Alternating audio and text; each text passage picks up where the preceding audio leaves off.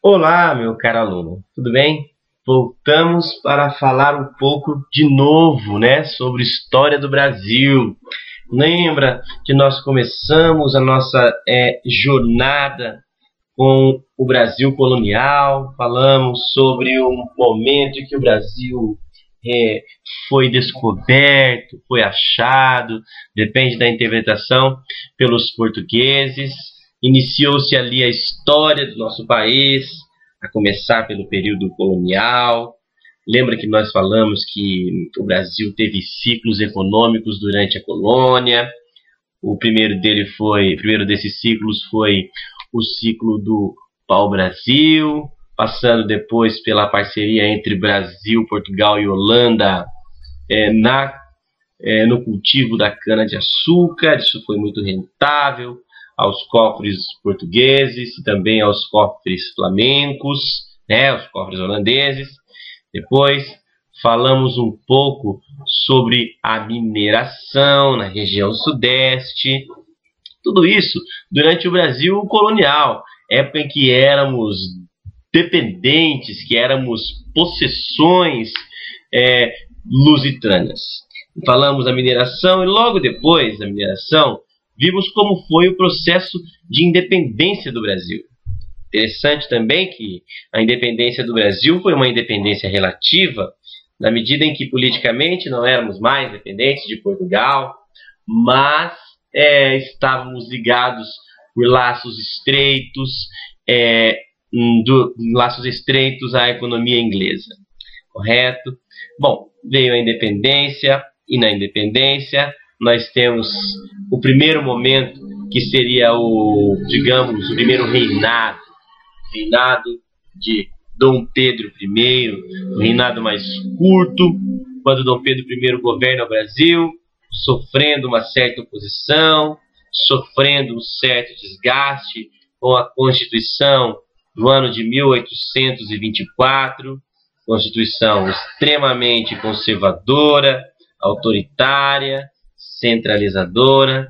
E vimos durante essa jornada que Dom Pedro teve que voltar para Portugal quando o pai dele morreu lá no país ibérico, e ele acabou deixando aqui o seu filho Dom Pedro II, uma criança de apenas 5 anos de idade. Essa criança, como você pode ver aí na foto, já não é mais uma criança, né? É o Dom Pedro II no final do seu governo por volta de 1889. Um homem já feito, um homem de aproximadamente 65 anos de idade. O período imperial ele foi dividido pelas regências, que é o período em que o Dom Pedro II não tinha idade para governar, e aí o Brasil foi governado por civis, né? A antecipação da maioridade do imperador Dom Pedro II deu início ao segundo reinado, marcado pela cafeicultura, que seria talvez aí a grande responsável por tirar o Brasil da lama, no sentido econômico. Não que esse crescimento econômico seja sentido pela maioria do povo brasileiro, mas a elite brasileira prospera muito durante o período em que Dom Pedro II governa. O café ele é produzido aqui no Brasil por conta da série de fatores favoráveis, como clima, solo, mão de obra e mercado consumidor. Dom Pedro promoveu um processo de modernização no Brasil, conservando a estrutura social.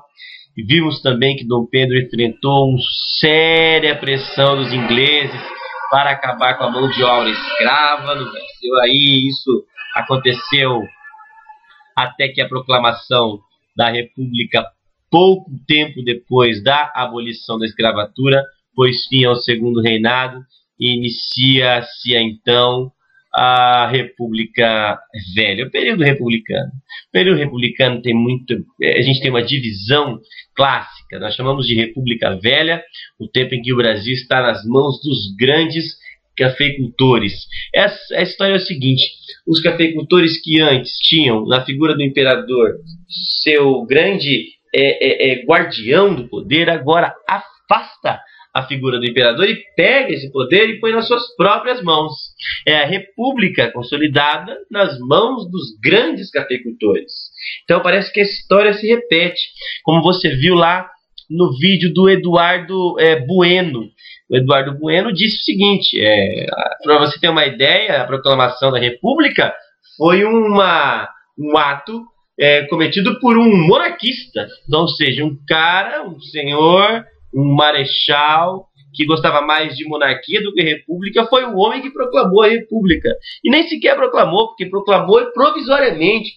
Ele não tinha nem segurança no que ele fez. Então a história não começou muito bem nesse momento, né? E aí, vou passar o slide aqui para você. Calma aí, você é uma pessoa calma, vai esperar, passou muito bem. Então nós temos a divisão. Vou mostrar para vocês a maneira mais simples possível. Nós temos a República Velha, que é o primeiro momento da República. Ela é dividida em dois momentos. A República da Espada, que é o período em que os militares estão no poder, destacando o governo do Marechal Deodoro, o proclamador da República, né? E depois seguimos o Marechal Floriano Peixoto. Essa é conhecida como o período da Espada porque foram os dois primeiros presidentes do Brasil, foram militares.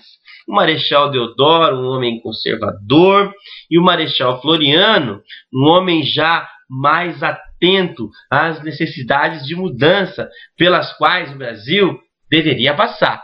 Tá? Esses dois primeiros governos foram governos de transição, onde, por exemplo, a Constituição brasileira foi elaborada, né, uma Constituição, comparando com a Constituição Imperial, era uma Constituição mais livre, mas ela tinha defeitos gravíssimos, como, por exemplo, permitir que se participe do processo eleitoral, exercício da cidadania, pessoas com um nível de escolaridade maior, né, ela exclui os analfabetos, ela tem um grande defeito, as pessoas que votam naquele momento, com a Constituição de 1891, as pessoas que votam, ela vota, o exercício de votar é um exercício aberto, o voto é aberto, isso acaba fazendo com que as pessoas votem e todo mundo saiba onde ou em quem você votou. Então aquilo era muito sério. Você pode ver na charge aí que estou do seu lado direito, que ali está a figura do coronel, grande fazendeiro, com uma arma na mão, vendo em quem o eleitor está votando. Ou seja, se você não votar no candidato que o coronel, que o dono da fazenda de café quer que você vote, certamente você sofrerá consequências ruins com isso. Embaixo ainda está um animal sendo carregado, né, com um cabresto, né, em direção à urna, e aquela mulher que está na urna é a representação feminina da República. A República é um substantivo feminino, você que conhece português. Então aquilo é o quê? Como se o eleitor fosse conduzido a votar em quem, de repente, ele não queria votar. É o chamado voto de cabresto. Para que você usa o cabresto no cavalo? Para você guiar o cavalo, para ele ir aonde você quer.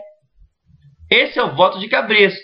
Então, nós vamos ver que o Marechal Floriano, ele, apesar de tentar fazer algumas mudanças do Brasil que promovam a industrialização, que ele cria uma Constituição mais liberal em comparação com a Constituição anterior do Império, tudo isso é verdade, mas ele não suporta essa pressão e acaba perdendo o poder nas eleições de 1894, que emplaca o candidato Prudente de Moraes, o primeiro presidente civil da República, desculpem, das oligarquias, que é o segundo momento da República Velha. Então a República Velha vai de 1889 ao ano de 1930, quando há a Revolução. Vamos falar disso mais tarde, tá? Esse primeiro momento, a República da Espada, então vai do 1889 a 1894. A República das Oligarquias começa em 1894 e se estende até 1930. Como foi? Como as coisas desenrolaram? Como foi o exercício do poder dos grandes cafeicultores? E como eles se mantiveram no poder durante tanto tempo? Eu vou falar para vocês na próxima sequência de slide, ainda nesta aula. Um grande abraço, eu já volto. Bye, bye.